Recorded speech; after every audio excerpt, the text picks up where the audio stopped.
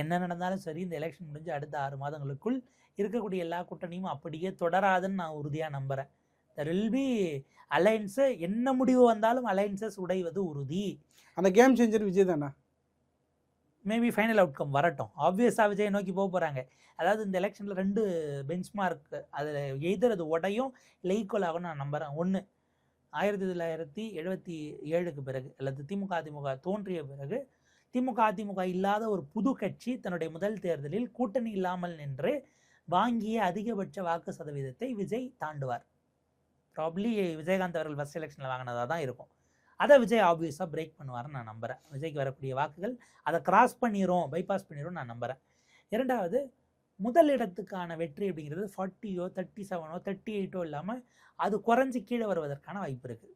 Maybe 33 கீழே போகாது. 1977 எம்ஜிஆர் வாங்கியதுங்கிறது 33%, 33 அது.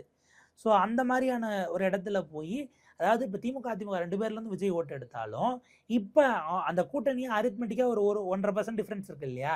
2 பேர்லேருந்து 5% எடுத்தாலும் அவங்க 39ல் 46ல் இருந்தாங்க, நான் 45ல் இருந்தது 5% குறைச்சாலும் 40ல் இருக்காங்க, இது 38ல் இருக்குன்னா 2 பேர்லேருந்து 5 உருவானா இது 33 ஆகும், இது 31 ஆக போகுது. அவ்வளோதானே? அப்போ ஸ்டில் டிஎம்கே ஹேஸ் அந்த லீடுங்கிறது, அந்த குஷன்ங்கிறது இருக்குது. ஏன்னா அவர் எரோட் பண்ணதுங்கிறது டார்கெட்டடாக டிஎம்கே ஓட்ஸை குறி வைக்கல எஃபெக்டிவா அப்படிங்கிறது தான் நம்ம புரிஞ்சிக்க முடியுது. டிஎம்கேனுடைய கோர் ஓட் பேங்காக இருக்கக்கூடிய, அதாவது நீங்கள் யூத்ஸ் அமாங் தி மைனாரிட்டிஸில் நீங்கள் ஒரு இதை எரோட் பண்ணியிருந்திருக்கலாம். பட் மற்ற இது என்மாஸாக பிளாக்காக நின்றுருக்குறாங்க. அது மைனாரிட்டிஸை தாண்டி தாவேக்காவுக்கு ஆன்டி பிஜேபி ஓட்ஸாக இருந்தவங்கக்கிட்ட ஆன்டி பிஜேபி நீங்கள் திமுக அளவுக்கு பேசாதனால அவங்களும் உங்களை நம்பி வரலங்கிறத நம்ம அதை ரீட் பண்ண வேண்டியிருக்கு. பட் ஸ்டில் இதுக்கும் நம்ம அந்த ப்ராபபிலிட்டி அப்படிங்கிறத ஒரு சின்ன எக்ஸப்ஷன் இருக்குன்னே கொடுக்கலாம். ஏன்னா எல்லா தியரிஸும் பலிக்கலனாலும் இது மெஜாரிட்டியாக இருக்கக்கூடியது ஒரு, அது நம்பத்தகுந்த ஒரு தியரியாகவும் நம்மளால சப்ஸ்டான்ஷியேட் பண்ண முடியறதுனால நம்ம அந்த இடத்துல நிற்கிறோம். 2026 தேர்தலுக்கு முடிவுகளுக்கு பிறகு இருக்கிற எல்லா கூட்டணிகளிலும் மாற்றம் ஏற்படும்.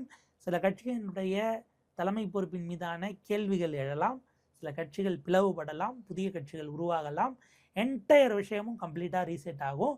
மேபி அடுத்து அதற்கு காரணமாக இவங்க உடனே வந்துட்டு உள்ளாட்சி தேர்தலில் நடத்துவாங்களான்னு எனக்கு தெரியல. வரக்கூடியவங்க யாராக இருந்தாலும் அந்த 122ங்கிறது ஒருவேளை அலைன்ஸாக இருக்கு, இல்லை அதுக்கும் கம்மியாக இருக்குது அப்படின்னா கவர்னர் அவர் தான் ஆட்சி அமைக்க கூப்பிடணும். யாருக்கும் தனி கட்சி யாருக்கும் மெஜாரிட்டி வரலன்னு கூப்பிடாமலே அவர் கிளம்பி டெல்லி போயிடலாம். ஏற்கனவே கேரளாவில் தான் இருக்கார். தமிழ்நாட்டுக்கு we don't have a governor.